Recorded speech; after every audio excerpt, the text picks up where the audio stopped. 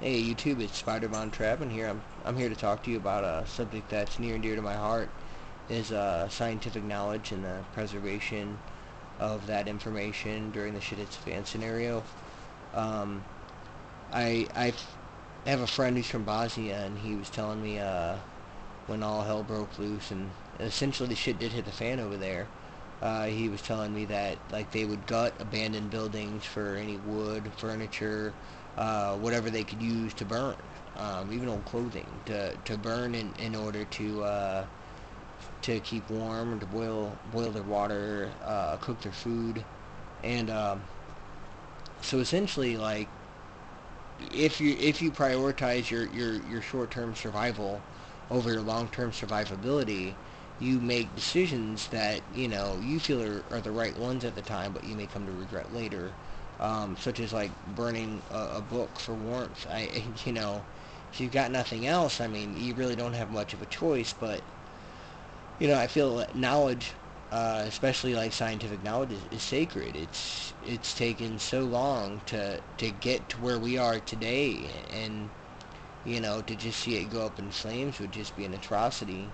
I personally, I have a nice little library of books, nothing too extensive, mostly how-to stuff, just, things that I picked up along the way. And I've read every one of them, and I've gleaned skill sets from them. Of course, you can't just say you have a skill set from the book. You have to actually have some hands-on, which I'll read a book, I'll get the information, and then I'll give it a shot. Also, another faction that would be keen on destroying books of scientific nature, that are scientific in nature, rather, would be religious factions. And I'm an atheist. That I'm in a kind of an oddity. I'm an atheist prepper.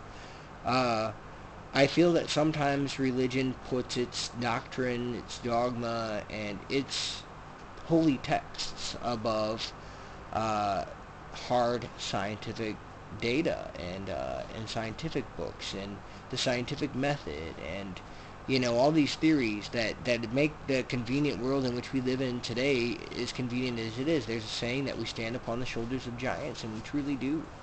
Um, Looking back, I mean, 400 years ago, life was terrible. Like, we we bring water to where we are. During the Dark Ages, we drank fermented grains because if we drank any of the water, we'd die.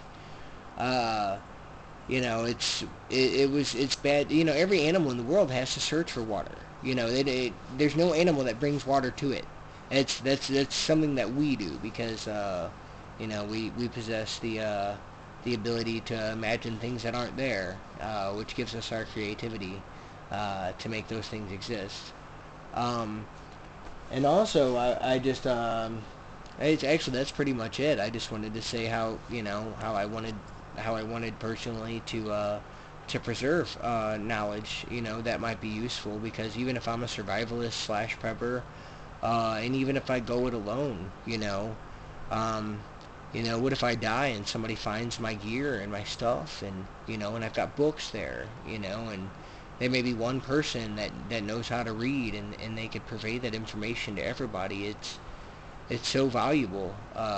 Scientific knowledge is. I could ramble on for hours, but I'm going to go ahead and cut myself short at about 4 minutes. Thanks for listening.